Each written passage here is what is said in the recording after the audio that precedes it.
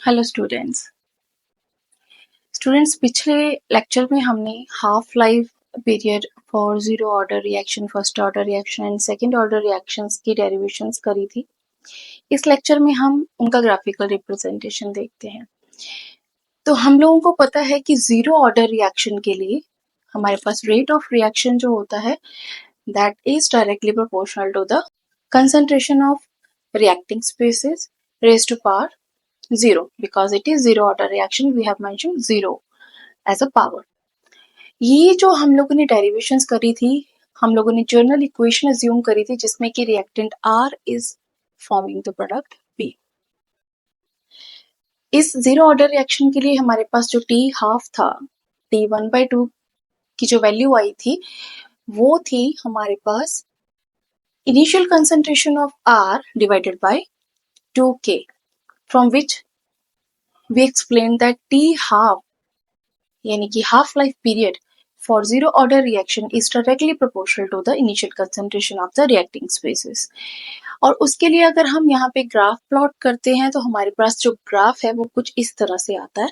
अब ये ग्राफ कैसे आया हमारे पास, क्योंकि ये स्ट्रेट लाइन ग्राफ है तो हम लोग क्या करते हैं, ये जो हमारी इक्वेशन है इसको हम स्ट्रेट लाइन की इक्वेशन के साथ कंपेयर कर लेते हैं। जो इक्वेशन है हमारी वो होती है y is equal to m x plus c. इसके अकॉर्डिंग हम लोग जो ग्राफ प्लॉट करेंगे वो टी हाफ के बीच में और initial concentration of reacting species के बीच में करते हैं।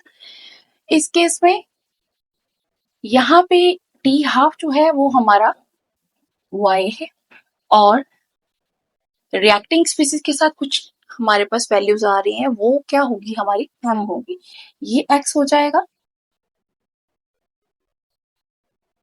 और m क्या होगा 2k।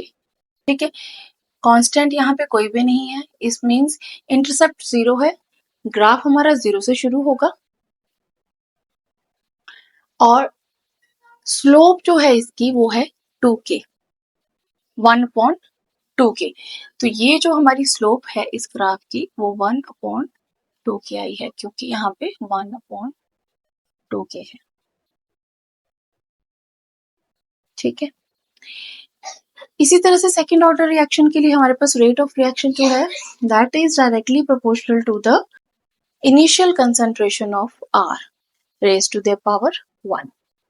टी हाफ जो हमने ड्राइव करा उसकी वैल्यू 0.693/Ki, जिसमें हमारे पास initial concentration of reacting species कुछ भी नहीं आया। इट मींस हम ये कह सकते हैं कि यहाँ पे ये जो वैल्यू है ये हमारे पास y है, mx प्लस सी अगर यहाँ पे करते हैं तो यहाँ पे हमारे पास initial concentration of reacting species नहीं है। इट मींस x की वैल्यू हमारे पास यहाँ पे नहीं आई है और ये जो हमारे पास वैल्यू है ये कांस्टेंट है, ये है क्या, c है। इसलिए हमारा जो ग्राफ है वो अबव द c आएगा, अबव द 0 आएगा। अगर ये वैल्यू नेगेटिव होती तब वो बिलो द 0 आना था, ओरिजिन बिलो आना था। अब इस केस में ये हमारे पास वैल्यू अवेलेबल है, x जो है वो नहीं है। इट मींस कि हमारा जो t हाफ है, half life period for first order reaction is independent of initial concentration of reacting species.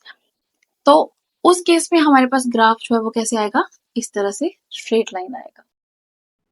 ठीक है, अब चाहे इनिशियल कंसंट्रेशन कुछ भी चेंज होती रहे, जो टी हाफ की एक बार वैल्यू यहाँ पे हमारे पास अवेलेबल होगी वही वैल्यू जो है वो थ्रू आउट चलती रहेगी।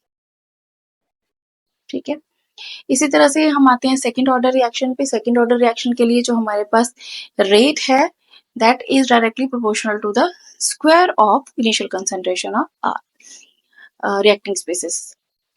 उसके अकॉर्डिंग हमारे पास जो ड्राइव किया हुआ टी हाफ था, हाफ लाइफ पीरियड था, उसकी वैल्यू हमारे पास आई 1/k into initial concentration of R. इस केस में आप देखो कि हमारे पास y भी है और x भी है, ये हमारे पास क्या हो गया, x हो गया और ये हो जाएगा m। c यहाँ पे फिर से 0 हो गया, c 0 हो गया। इट मींस कि जो ग्राफ है वो रीजन से स्टार्ट होगा 0 से और यहाँ पे हमारे पास जो स्लोप है वो आएगी हमारी 1/k और ग्राफ जो प्लॉट होगा वो टी हाफ के बीच में और 1/r0 के बीच में प्लॉट होगा। इस केस पे यहाँ पे हमारी स्लोप आई 1/,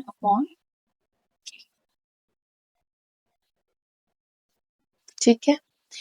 अब ये जो हमने हाफ लाइफ पीरियड्स इन तीनों रिएक्शंस के लिए, zero order, first order, second order के लिए ड्राइव करे थे, इनके एक्सप्रेशन से हम एक चीज कंक्लूड कर सकते हैं कि जो टी हाफ का जनरल फॉर्मूला है वो हमारे पास क्या होगा, T half is directly proportional to initial concentration of reacting species raised to the power 1 minus n, ठीक है ना। अब ये n क्या है, आपका ऑर्डर ऑफ रिएक्शन। यहाँ पे कितनी ऑर्डर की रिएक्शन है, जीरो ऑर्डर रिएक्शन है, फर्स्ट ऑर्डर रिएक्शन है, सेकंड ऑर्डर रिएक्शन है। तो इस जनरल फॉर्मूला के अकॉर्डिंग अगर हम ये दोबारा से ड्राइव करने की कोशिश करते हैं, क्या ये फॉर्मूला जो है वो सही है कि नहीं है। हम पहले जीरो ऑर्डर के लिए करते हैं, टी हाफ जो है is directly proportional to r0 1 minus zero, zero order n is your order of reaction. ये क्या है, हमारे पास जीरो आ जाएगा, it means T half is proportional to r0। तो क्या हमारे पास वैल्यू यही है? जी हाँ, बिल्कुल सही है। टी हाफ जो है वो हमारे पास डायरेक्टली प्रोपोर्शनल ही आ रहा है r0 के। बाकी ये वाली टर्म तो वो हमारे पास क्या है, कांस्टेंट ही है, ठीक है ना। अब फर्स्ट ऑर्डर के लिए ड्राइव करके देखते हैं। फर्स्ट ऑर्डर में T half is directly proportional to r0 1 minus 1 हो जाएगा, फर्स्ट ऑर्डर है ना तो 1 आ जाएगा। इट मीन्स कि इसकी पावर 0 हो गई। T half is directly proportional to r0 0, anything raise to power 0 means 1। यहाँ पे हमारे पास टी हाफ जो है r0 की कंसंट्रेशन पे डिपेंड नहीं कर रहा है, तो यहाँ पे हमारे फॉर्मूले में क्या है, r0 नहीं है, ठीक है ना। Similarly, for second order reaction, T half is directly proportional to R0 raised to power 1 minus second order के लिए -2 हो जाएगा। तो ये हमारे पास वैल्यू आ जाएगी R0 minus 1, यानी कि T half is inversely proportional to R0। तो इस फॉर्मूले में आप चेक कर लो, हमारे पास जो T half है that is inversely proportional to R0, ठीक है कि नहीं। आई होप आपको आज का लेक्चर समझ आया होगा। इन केस आपको कोई डाउट है आप पूछ सकते हैं, ठीक है। आज की वीडियो में बस इतना ही। Thank you.